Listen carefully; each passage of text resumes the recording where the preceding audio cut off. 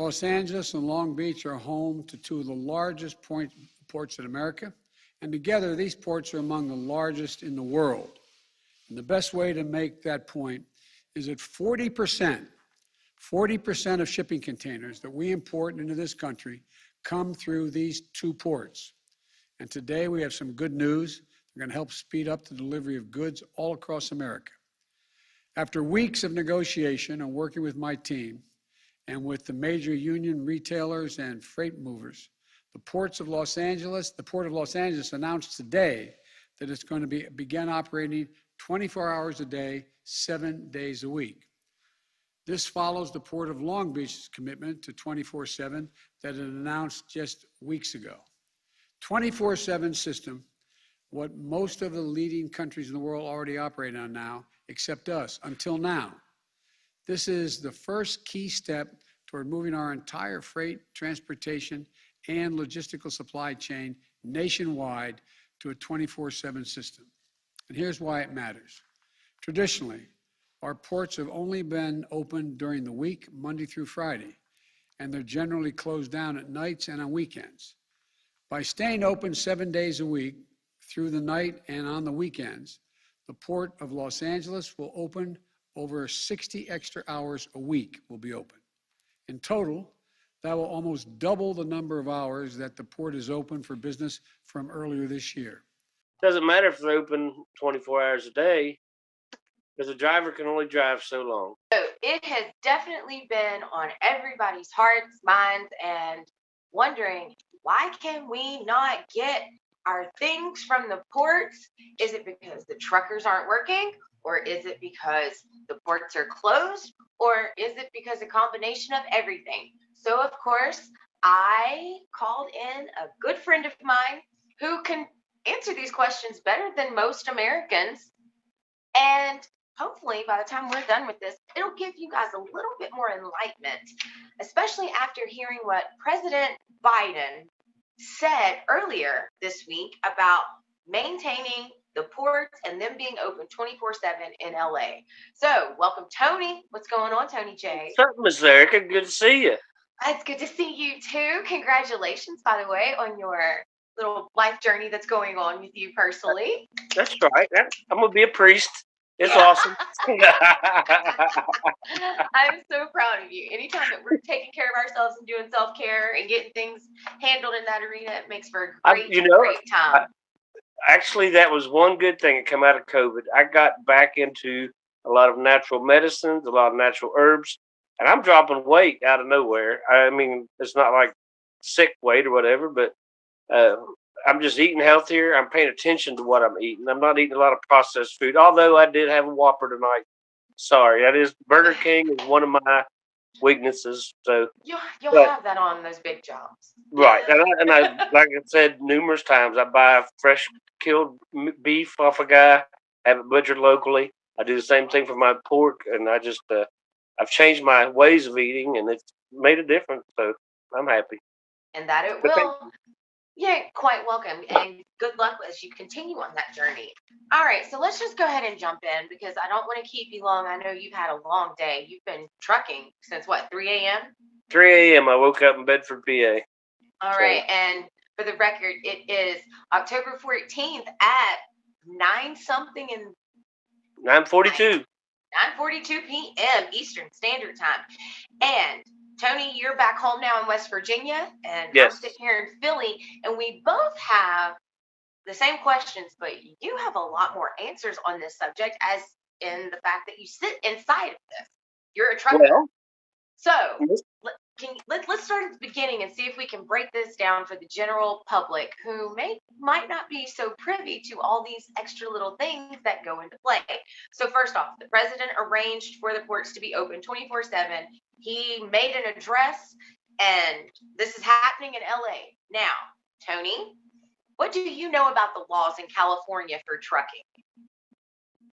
The ports require trucks to be so many years or newer. It's like 4 years old or newer, or they're not allowed to go into the port.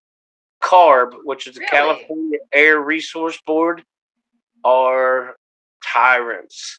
They will stop your truck on the side of the road, pull the serial number to see if it's open before a certain year, and you get fined for being in California. They are so obsessed about carbon pollution and carbon dioxide out there that refrigerated trucks, you may have a load of frozen ice cream on it. They don't want your refrigerator unit on your trailer to run in their state for longer than 5 minutes or 10 minutes at a time. Obviously, you're not allowed to idle your truck to stay warm. I've been to California a lot. It gets hot in California. You need heat and air out there. So, but they don't care because it's not logic to them. They don't use that logic. But the thing about the ports is they're talking about they're going to be open 24/7. Well, big deal. It's been like that. It doesn't matter. Right now, they're just working it. Can I ask this question? Yeah. The ports haven't been closed, correct? They're not technically closed. Been open. They've been open on a day shift only, like a 10-hour shift. Okay. If you go back and research the LA port, that's a very corrupt organization out there. They went on strike a few years ago because secretaries were only making $116,000 a year, and yeah, so they put the damn country in a stranglehold over some chick making hundreds or guy, whatever. I don't fuck your your pronouns. Yeah, who cares? But they're making that kind of money, and they're going on strike over it to cripple the economy.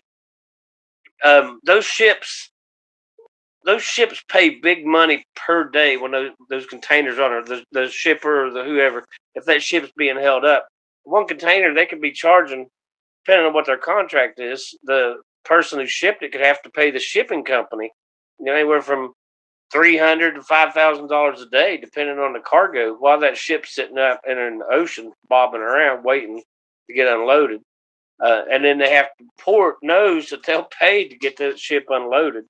So there's a lot of back channel money going through that port. Okay, so let's stop there. I don't want to get off track because we can go all day down rabbit holes of those things because it's not conspiracy, it's fact.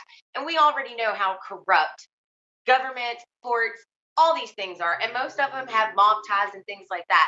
So we're not going there today. I want to stick to what Biden said and let's stay there. So now the ports have been open. They're on a day shift style for pickup. Your truck has to be 4 years or newer to even get into the port. Now, isn't there a piece of paper that you have to have in California to even pick up at the port? Oh, outside of your CDL and all of those, am I correct? It's worse than just that. There is a piece of paper called TWIC, Transportation Worker Identification Credentials, I believe, or card, whatever. This is a background check that you pay to the government for them to certify that you're a transportation worker. Mind you, you ask them to certify you're a transportation worker and you already have a CDL, which is required to drive a truck, which is transportation. So, but it's just not that. There's a port in Huntington. You have to have that card in West Virginia, inland port. The Ohio River goes from Pittsburgh all the way to Cincinnati, is the largest inland port in the country. Anywhere that there's shipping in an area that's determined to be a port, a rail yard can be determined as a port, and you have to have those credentials to get into that port. And here it goes back to the money kicking back. Like you said, mafia stuff. These unions, if you don't have that card, you have to pay somebody to go in and pick up your trailer and bring it out. And that can go from $300 to $500 to pay somebody or to escort you back to get your trailer. They'll escort you if you don't have that card. Now, mind you, CDL, and if you have a hazmat endorsement, you already got a background check. All that stuff doesn't matter. So what's happening is they don't have enough newer trucks out there to go straight in and pick up their loads. So they're having to shuttle containers or cargo out to different locations, say Ontario, California. Let's say they're just bringing containers there, swapping out. And I don't know that. I've not been out there. There's nothing I left in California that I need to go back and get. I hate that state. And I've been there. I've been there a bunch. So trust me, it's not worth going there if you drive truck. Well, you would know. You've been there. And you're right. I have. You know what it is. I do a dedicated route up there every week. But for a trucking company, it's just not worth going out to California. And even if it's a brand new, so you got these big fleets, the union companies, a lot of them get involved in going to California and all that stuff because they can get around.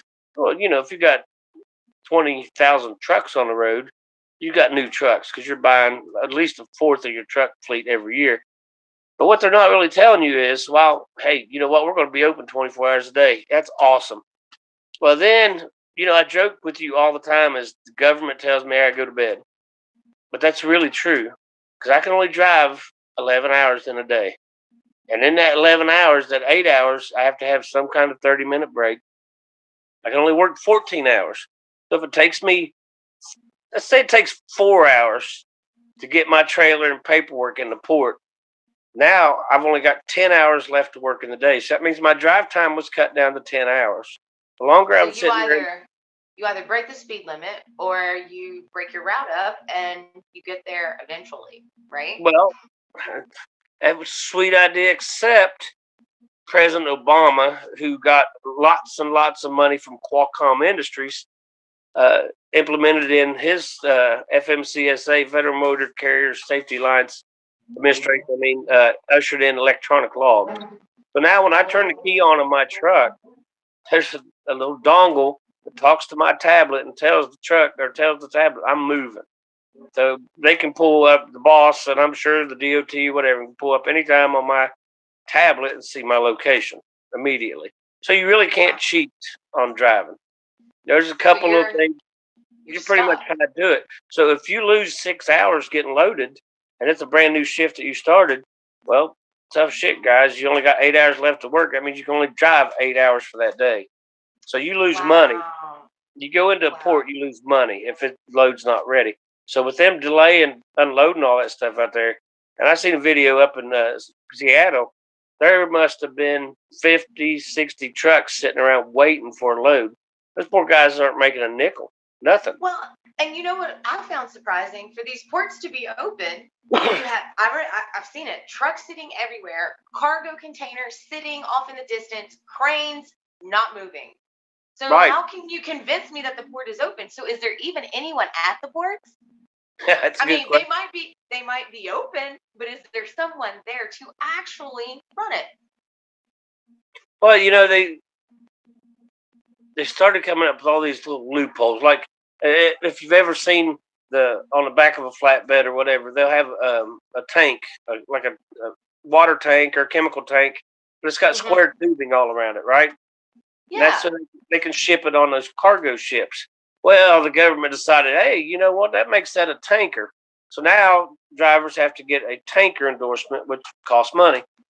Everything that you do in trucking, the word safety, I know for 100% fact, starts with the $ symbol. Because there's nothing about safety that's about being safe. It's about making money for somebody.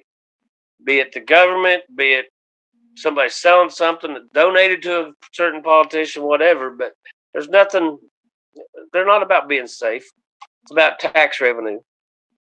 But you can't, it doesn't matter if that port's open 24 hours a day. You only got so many cranes to unload. You only got so many trucks that can come in and pick up that freight. And then once your driver gets that freight, he's only got so many hours he can drive.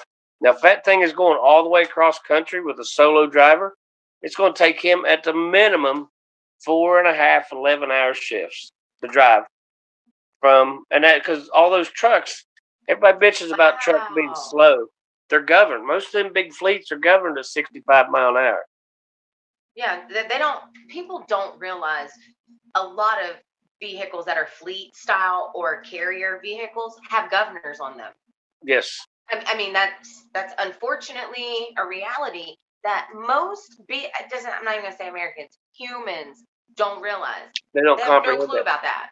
It's not because the trucks are slow. It's because the insurance companies dictate how the trucking company's going to run their business and how fast their trucks are going. Now, my company, fortunately, allows me to do 5 over the speed limit.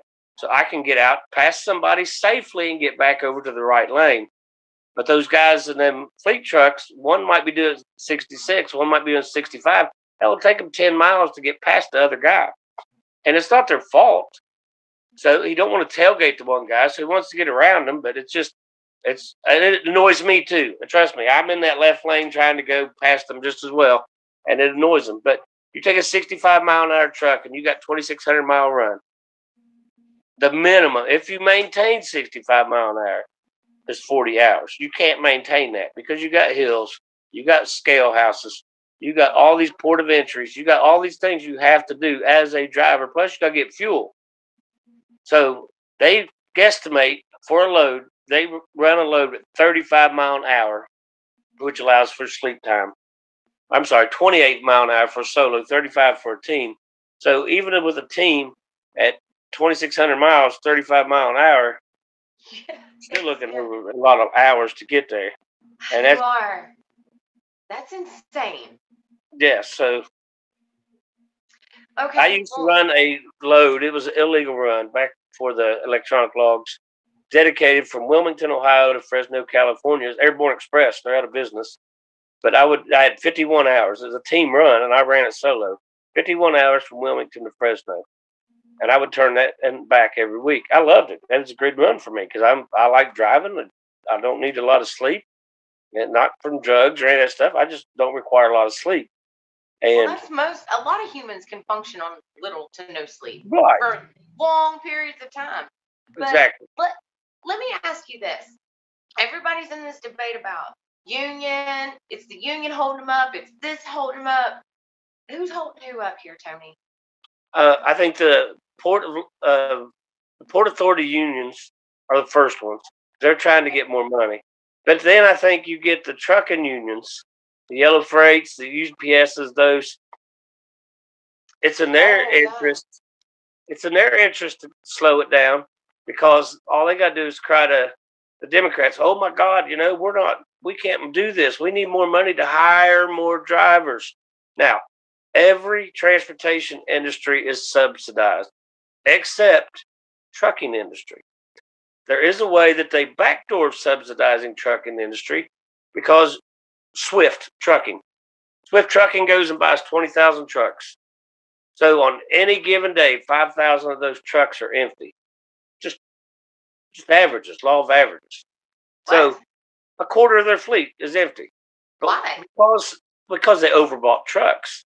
They didn't need that many trucks. But if we overbuy trucks and we cry to the government, hey, CR England is who I went to school for. The government pays them for me to go through their school. I also had to pay them to go through their school. So they made a total of $10,000 for me to go through their little 4-week, we're going to teach you how to pass a test school. Oh, time out. Yeah. There's a dirty little secret there. Did you just tell me that the company got a subsidy or they got money from the government to because they're training. Because they're training. Yes. But then they still charge you? Yep. And how long was your training? 2.5 weeks. And then they stuck me with a trainer for 3 weeks. Okay. So say 5.5 weeks total. My first part of my training, I went to Spartanburg, South Carolina, and they taught me how to pass the test, how to read a logbook, how to read maps, how to do pre-trip inspections, all the stuff that's required to do a CDL test. Okay. Then I went to Salt Lake City, Utah, and they showed me, and I did some driving training at that point. Then went out with, here's the best part. They had their own state certified license examiner for CR England, and he did our test after he had just trained us a couple of days before. He'd take us on a road trip and all that, a run, and then it would come out and he'd give us our test and say, well, we're going to do this. We need to go over and do this. And then he'd say, oh, you passed your test. Congratulations. Now, to get that money, there's several things going on there. I had to change my license to West Salt Lake City, Utah, as my place of residence was the terminal for CR England, which jacks up their congressional count because there was 20 guys the week that I graduated through truck driving school that got out. 20, let's say 20 a week, 4 weeks in a month, that's 80, times 12, say 1,000 people a year added to the population count in West Salt Lake City. And now that adds to congressional representation because I had to have my license say Hold Salt the Lake phone. City. They made you change your license Oh, yeah. residency? Yep. Wow. Yep. The things you learn when you have a conversation with someone. So I was charged $5,000, and the government gave them $5,000 because there was, quote, a trucking shortage, and they're training drivers, and they're doing their part to make America better. And the government needs to give them money. They got $10,000. They don't give a damn if they haul anything in any of their trailers because they're making money on the schools. That's where their money is. So 5 weeks, and you were off on your own driving? I is a truck driver. It was that fast. Wow. I was familiar with it. And a resident of a new state. That's right. And a resident too cool. Oh, they pissed me off because they took my motorcycle endorsement away. I had to come back to West Virginia and test for it after I got back. So because you changed your license. Yeah. There's certain things you lose when you do that. But there's not a driver shortage in America, and I'll tell you the fastest way that I can tell you to prove that that's the truth. Please is do. The rates today in 2021 are the same as they was in 1970 per mile rates. What a driver's paid, a truck is paid, is the same as it was in 1970. If there was a driver shortage, rates would be a hell of a lot more. They're just now getting up to paying company drivers a decent wage. I mean, I make a good wage out of Huntington, West Virginia. If I'd be willing to go back on the road, over the road, I'd be getting 60, 70 cents a mile. But then I go to places like New York City or California and places I don't want to be. I've been those places. I have no desire to go back. And that's understandable. Everybody figures out where they do or don't want to go or be by traveling. And you've gotten to see that. But, that is, wow, the things you learn when you have a conversation with someone. See people, and people ask me, why do you keep bringing Tony back? Because the problems we're having have to deal with trucking. The thing that gets us our food, our water, our clothes, our Xbox 360s. I'll tell you, I'm not the most important. I'm not the most important truck driver out there. There's one group of truckers that I admire, and if they ever decide to stop, we're done. And that's the guys that haul fuel and gasoline. If they don't provide the gas stations with gas, it doesn't matter about your damn store. Because if you ain't got, trucks don't have the fuel to get to the store, you ain't getting food. If you ain't got the gasoline to get to the store, you ain't getting no food. Those guys that haul fuel and gasoline, they're the real heroes in this country. Because all they got to do is stop. They stop and it's done. Everything stops because at some point those tankers underground will run out of fuel. 24 hours. 24 hours is all it takes. If those guys go on strike for whatever reason, 24 hours, everything comes to a crawl. And you talk about trucks. If trucks would stop, 72 hours, your grocery store would be empty. That's how fast it would happen. You don't sit around at your local grocery store and watch how many trucks a day go in and out of there. You don't think about it. You don't think about the truck that you're following through town. Wonder where he's going. What's he delivering? Because it just doesn't pertain to you until that truck doesn't show up. And then it really pertains to you. But even then, people still aren't paying attention because they're like, perfect example. Everyone knows that ports are closed. Everyone knows that fuel prices are on the rise. All these things we're watching, and people are griping about it on the daily. I mean, they're on the Facebook and the gram going off about it. But then we'll turn around and say, I don't understand why I can't get lunch meat at the store. Yeah, right. Because you still ain't paying attention. That's why you don't understand. I sent you pictures yesterday of what it cost me for fuel in Pennsylvania. Yes, it was what, almost $500? Yep, $4.19 a gallon. Yeah. It's just going up. It doesn't matter. That's what happens when you take an energy independent country and you start cutting off the energy reserves and you beg OPEC for oil. Oil was $84 a gallon or a barrel today. You don't think you're going to pay for that? You are. I promise you are. Yeah, just like this Build a Better America bill. We're going to pay for it. Just like Yeah. China's paying for theirs. So, and people, God, that's a whole nother segment on itself. Stay tuned. Evergrande. It's coming up.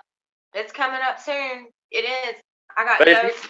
I got notes upon notes. They're coming out of my that's ears. advice. If you want something, you better buy it now. Because in another month and a half, there's not going to be no damn Christmas presents. There ain't going to be no electronics. There ain't going to be nothing for little Bobby under the tree. You'll be lucky if you get a can of green beans. If you were smart, you would have done like me and canned your own green beans this year and had all your stuff stocked up on the shelf. Had all your groceries in there. Now, Tony, to each their own, and some people are content with wasting their time. But it ain't about, that's preparing, man. So You didn't hear what I said, Tony. yeah, wasting their time. Some people are content with wasting their time. It takes all kinds. It takes the hardest of the persevering to the laziest of the laziest to make up a village. Doesn't matter what century or timeline you're talking about. So it's not my place to judge them. It's just my place to say, well, I hope soon you get your things in order and stop wasting your time. Because, well, arguing on Facebook, being concerned with if you've got the latest pair of Uggs, none of these things are going to sustain you when it all shuts down. Not a damn thing. So, for those who but you can get your third jab. You can get your booster shot now. So aren't we on like the 7th booster? I don't even understand what number we're on anymore. But yeah, so you still running around COVID free? Oh yeah. Vax free? Yeah. Oh God, yeah. The only way I'm getting it back is they're going to have to hold me down and shove it up my ass, and they better be ready to die again. I'm just saying. That's the only way I'm getting vaccinated. Too many people are dying from that crap. Well, no, they're not, Tony. That's the unvaxxed killing everybody. It's not the vax dying. Yeah, you're right. And that's, and thank God today somebody finally went into the hospital and it wasn't COVID related. Unfortunately, it was a Clinton. Bill Clinton, the first person in a year and a half to go to the hospital without COVID. Did you see Juanita Broderick's post? No, I missed it. Oh my God, that's the girl that he supposedly raped, right? And her tweet was, "Oh, he went for sepsis. I think they misspelled syphilis." She's vicious. See, she might be vicious, but if he's supposed, shut up, Erica. Yeah, exactly. If he supposedly raped you, I probably wouldn't be making STD jokes. That's true. You're right. Just gonna leave that where I said it. But it was funny. I wonder what Monica had to say. I don't know. She sucks.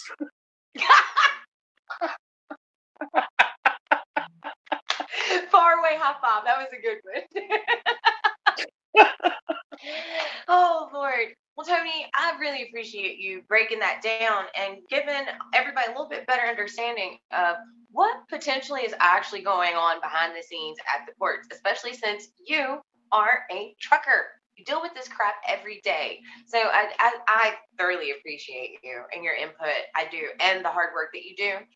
And to all of our field drivers, y'all my number one. Y'all are keeping me going as well. So my hat's off to you. Much love. Many thanks. But Tony, what you do is important as well. You're moving things that keep things running, that people partake in. So yes, thank you. It's all important because you can't go buy something if people like me aren't delivering it. That's what it comes down to. It does. There are people that I honestly believe they think there's fairies that stock the stores at night and delivers all the stuff in the middle of the night. And they do, because magically refill. Think that the tooth fairy's real. That's it. Still, I'll come back tomorrow and it'll be filled up again. Or my favorites, the ones who know Santa's not real but get mad when you say it out loud. Yeah. Why do you keep lying to your children? And then you wonder why they don't trust you when they get older. You lie to them their entire life. But that's, again, another segment.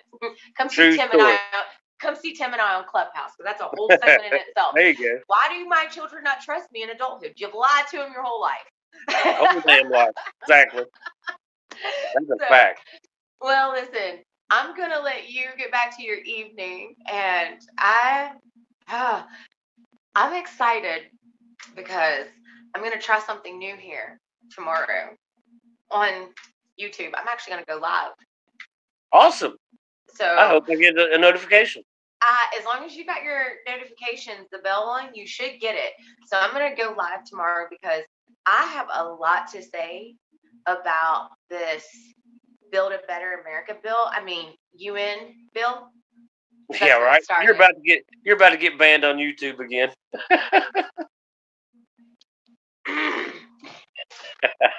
Does this look like a face that deal game? Caters. Thank you all for tuning in, and thank you again, Tony J, for stopping in. Next time you see a trucker, tell them thank you, because if not for them, you would not have the things that you need and want every day. Stay tuned, like, subscribe, and definitely drop your comments in the link if you have more questions or if you want to expound on this. And like I said, come join Tim and I on Clubhouse every Wednesday where we find our balance, because it can't always be about world events. We do have to take care of ourselves. And again, ferries don't bring you anything, so please make sure you thank a trucker.